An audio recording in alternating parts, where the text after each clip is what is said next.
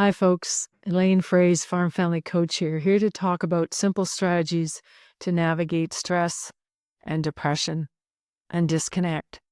And it's December, and would like to show you one of my favorite Christmas cards. All the berries, it's light, it's joyful, but some of you may not be feeling that way right now. And my good friend and person who is a therapist out of the Calgary area, Patricia Morgan, has written a book on return to center, simple strategies to navigate distress, depression, and disconnection. And some of you might like to click the link to talk and hear her talk with me in one of our podcasts. So farm families embrace the winter season or they brace for impact. And I thought we should all be reminded of good practical tools to be emotional strong in this season and physically well when the commercial messages are saying it's the most wonderful time of the year. So here are some of Patricia's insights into what the reality might be on your farm. And first of all, she calls it the charge state. This is when you're feeling uncontrolled and disconnected, and your body and your nervous system are stimulated to deal with real or perceived danger. And you might be triggered to pull into a bit of a survival mode. And she has a simple description for things that your feelings that might be at this charge state, which is reactive, scared, stressed, and more. And she also says thoughts of telling a story of unsafe people in an unsafe world. So folks in this state argue, speak loudly, act tough, name call, and they worry about all kinds of things with increased heartbeats. And certainly you don't want to be in the charge state. Her second state is called the give up state, which is where you're depleted and disconnected. And when you're in this state, you experience loneliness, possible suicide ideation, hopelessness, doubt, and hurt. And Morgan says this is the most concerning state because this story of despair leads to isolation, avoidance, and sleep changes. So if this is the state that you're in, I'd really encourage you to reach out to your mental health system in your area. Find a mental health worker and have someone to talk about the give up state that you're in. And don't keep it to yourself and don't think that you're only alone. And then the last state is where we want to be at this time of year and all through the year, which is the centered state.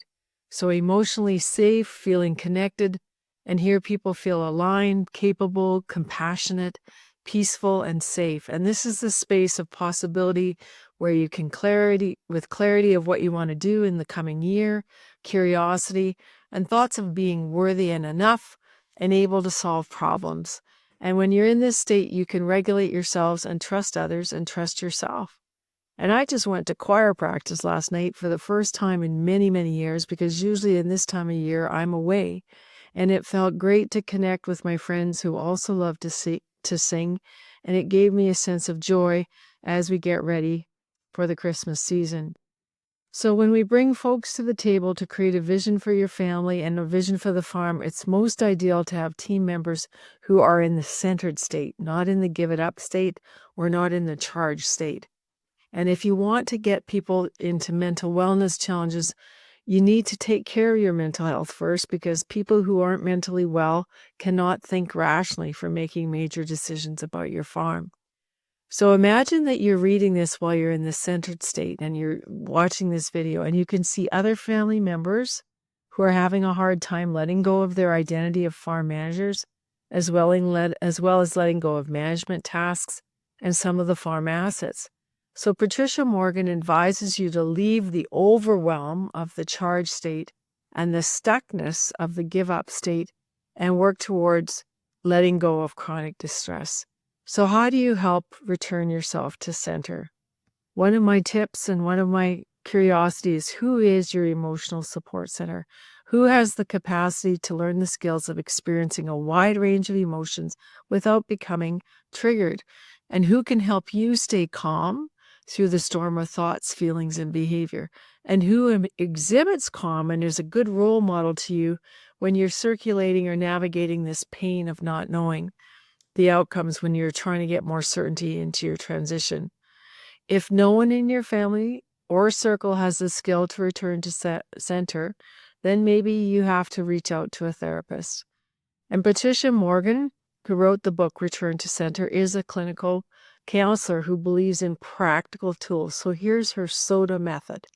S is to stop whatever you're doing or thinking. O is to observe. Notice your breathing muscles and what's happening with your nerve endings. Detach from your thoughts. Focus on your breath. And A stands for affirm, and affirm that you are okay and tell yourself, I am safe. So I remember the shock of a highly conflicted brother who I was coaching with another brother when all of a sudden he had a full-blown panic attack during a family meeting. And the brother who was observing thought, wow, he's going to die. He's having a heart attack. And what this other brother did not realize is that how highly charged his sibling was due to years and years of chronic stress and unresolved tensions in that farm business. And you might be thinking, well, at this moment, we never really dealt with that whole harvest blow-up thing that happened.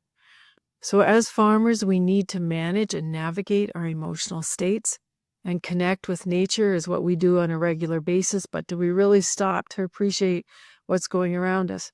Now, today is the first serious snowstorm of the season, and I can choose to curse the fact that the roads are icy and slushy, or I can look at these beautiful pieces of snow on the trees that are close to my office window. So let nature nurture you and really observe and pay attention, and to help you find more ways to be grounded. You may have also seen the stickers that are given out with square bales. It's called box breathing, where you take 4 seconds to go in, 4 seconds to go out, 4 seconds to go in, 4 seconds to go out, and you just literally in your mind's eye breathe around that little square bale.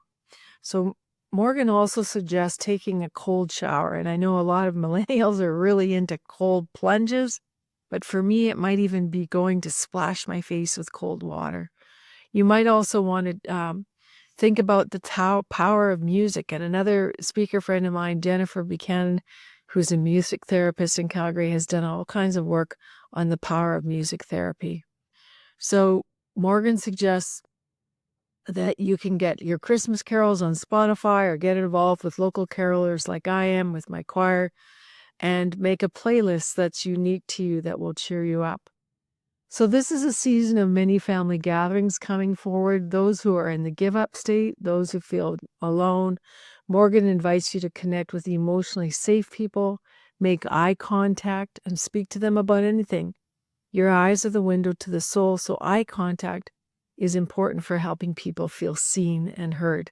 And again, folks, use your phone to reach out and actually have a conversation with someone, or text them.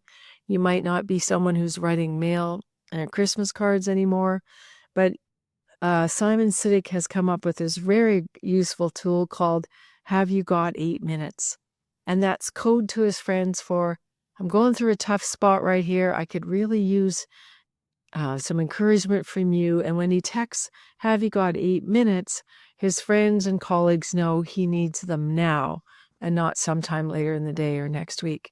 So that's the code phrase. Have you got 8 minutes? And 8 minutes of conversation may be your best tool to help you return to center.